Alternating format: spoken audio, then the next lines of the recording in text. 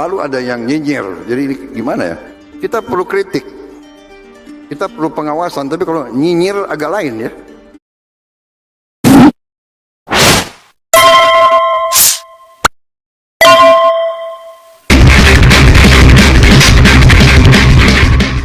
Tahun ini, 2025, langit Jakarta tampak modern, dipenuhi gedung pencakar langit yang menjulang gagah.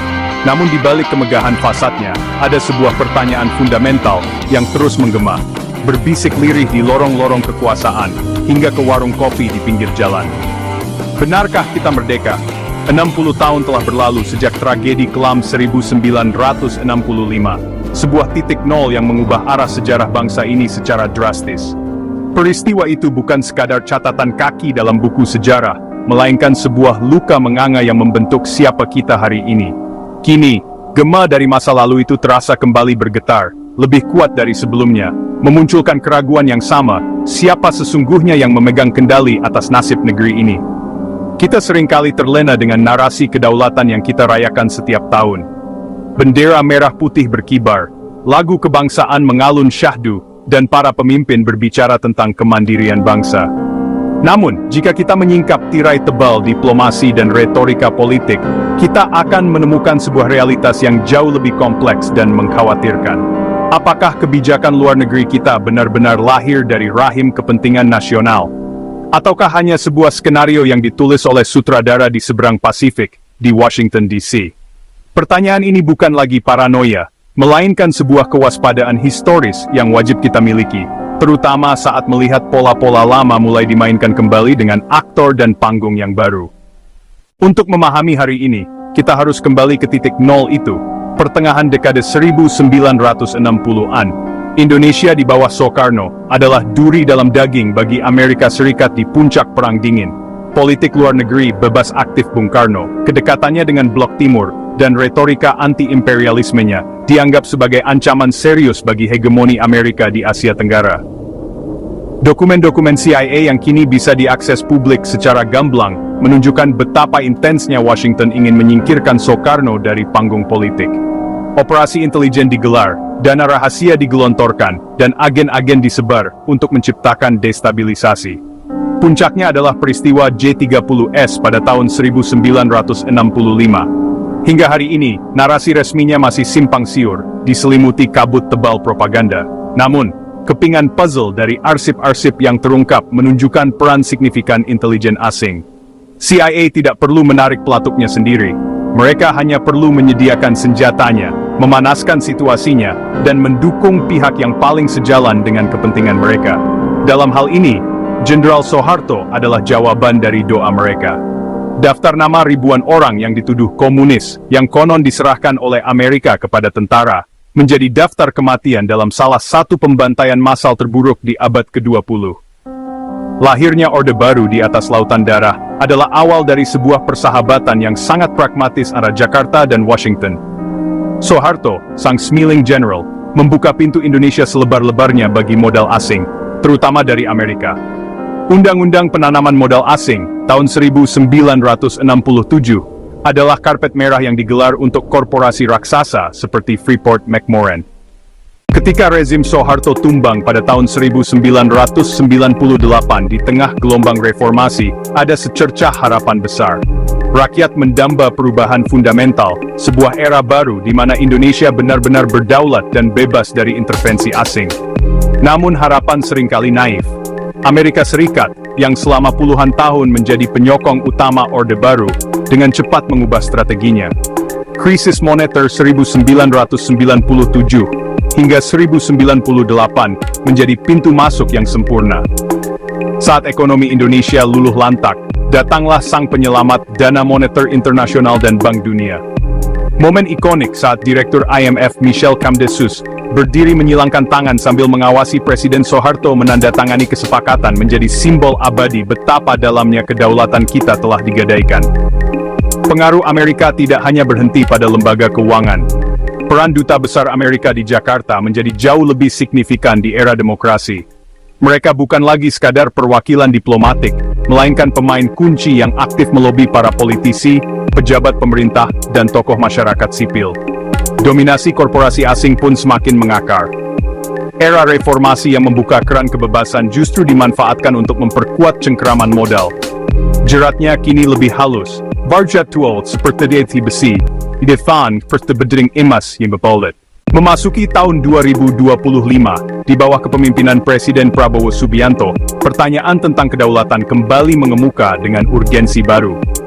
Prabowo, seorang tokoh dengan latar belakang militer yang kental dan pernah mengenyam pendidikan di Amerika, menampilkan citra nasionalisme yang kuat. Ia berbicara tentang kemandirian pertahanan dan kedaulatan bangsa. Kedekatan ini terlihat jelas dalam sektor pertahanan. Prabowo, sejak menjabat sebagai Menteri Pertahanan, telah menginisiasi pembelian besar-besaran alutsista dari negara-negara Barat, terutama Amerika Serikat. Ketergantungan ini tidak hanya soal suku cadang dan perawatan, tetapi juga soal pengaruh politik yang melekat dalam setiap kontrak penjualan senjata. Di bidang ekonomi, pemerintahannya juga membuka pintu lebar-lebar bagi investasi asing, khususnya dari Amerika dan sekutunya. Pertanyaannya kini beralih kepada sang pemimpin. Apakah Prabowo, dengan segala retorika nasionalismenya, mampu memain kartu ini dengan cerdas untuk keuntungan Indonesia? Salah satu mantra utama pemerintahan saat ini adalah investasi adalah kunci kemajuan. Narasi ini terdengar begitu logis dan menjanjikan. Amerika Serikat dan korporasi-korporasinya diposisikan sebagai mitra utama dalam mewujudkan mimpi ini. Mereka datang dengan membawa modal miliaran dolar, teknologi canggih dan keahlian manajemen yang konon akan mengakselerasi pembangunan Indonesia. Namun, di balik angka-angka investasi yang fantastis itu, ada sisi gelap yang jarang dibicarakan.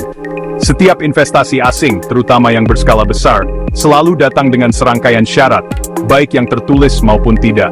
Undang-undang Cipta Kerja, misalnya, meski bertujuan menyederhanakan birokrasi, dikritik habis-habisan karena dianggap terlalu memanjakan investor dengan mengorbankan hak-hak pekerja dan kelestarian lingkungan.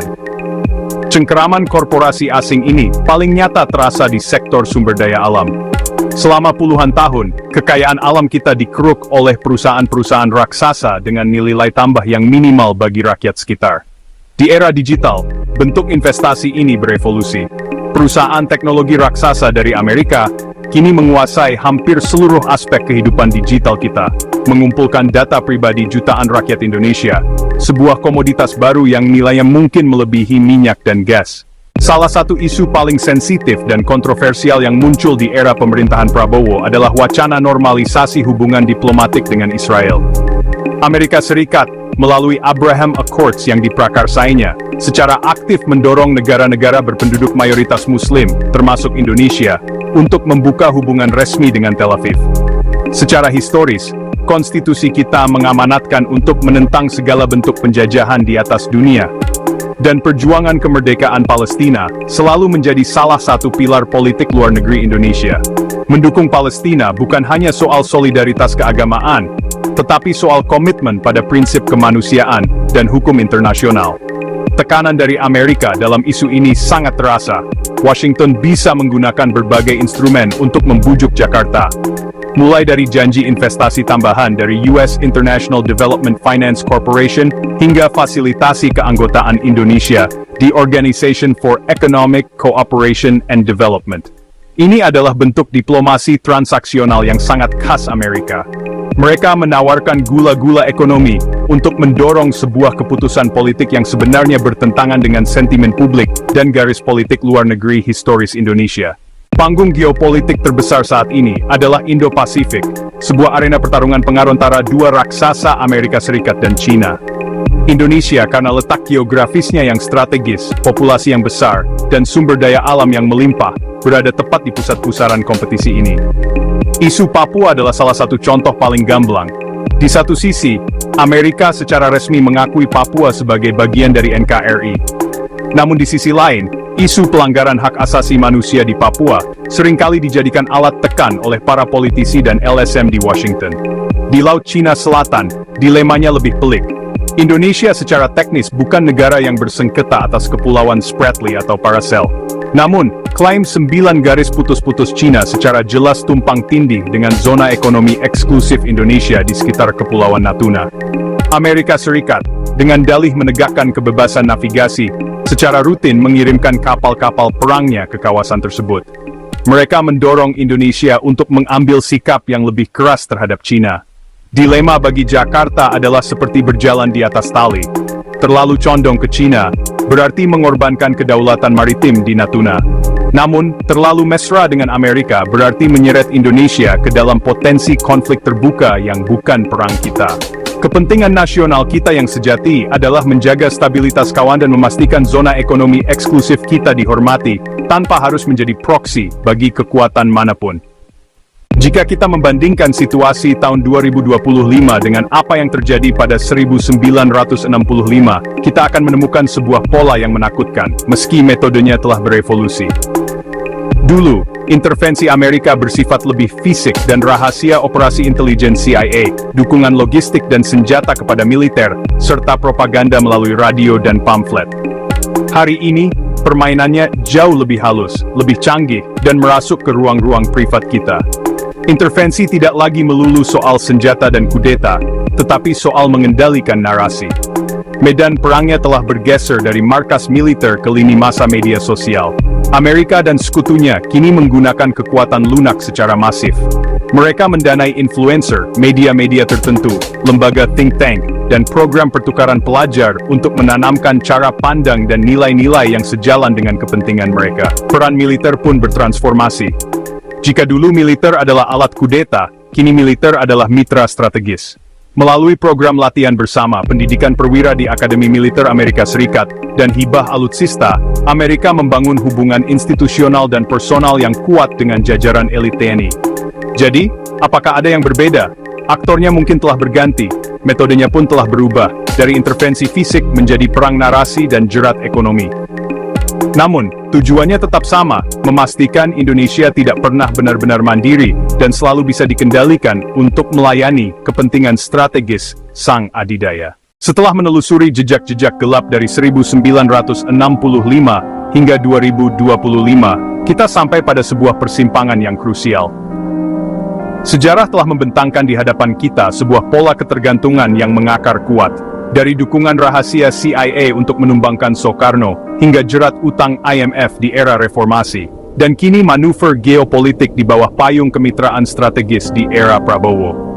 Kesalahan terbesar adalah menyerahkan nasib bangsa ini sepenuhnya kepada para elit politik. Sejarah mengajarkan kita bahwa elit, dengan segala retorika nasionalismenya, pada akhirnya akan membuat kalkulasi pragmatis yang seringkali menguntungkan kelompoknya dan patron internasionalnya. Perubahan sejati tidak akan pernah datang dari atas. Ia harus didorong dari bawah, dari kesadaran kolektif rakyat yang terdidik oleh sejarahnya sendiri. Saatnya kita berhenti menjadi bangsa pelupa. Kita perlu membangun imunitas terhadap propaganda, baik yang datang dari barat maupun dari timur. Kita harus belajar membaca di antara baris-baris berita, memahami apa kepentingan di balik setiap tawaran bantuan atau kemitraan. Melawan secara cerdas bukan berarti anti-asing secara membabi buta. Melawan secara cerdas berarti memiliki posisi tawar yang kuat, memahami apa yang menjadi kepentingan nasional kita, dan tidak pernah mengorbankan prinsip demi keuntungan sesaat. Pada akhirnya, pilihan ada di tangan kita semua. Akankah kita terus mewariskan kepada generasi mendatang sebuah negara yang nasibnya ditentukan di Washington atau Beijing? Atau akankah kita mulai membangun sebuah kedaulatan sejati yang lahir dari kekuatan ekonomi kita sendiri, kecerdasan diplomasi kita, dan yang terpenting, dari kesadaran kritis seluruh rakyatnya? Pertanyaan ini harus terus kita ajukan di ruang diskusi, di media sosial, dan di bilik suara. Karena Indonesia terlalu besar, terlalu kaya, dan terlalu berharga untuk selamanya hanya menjadi pion dalam permainan kekuasaan global. Saatnya kita menjadi pemain.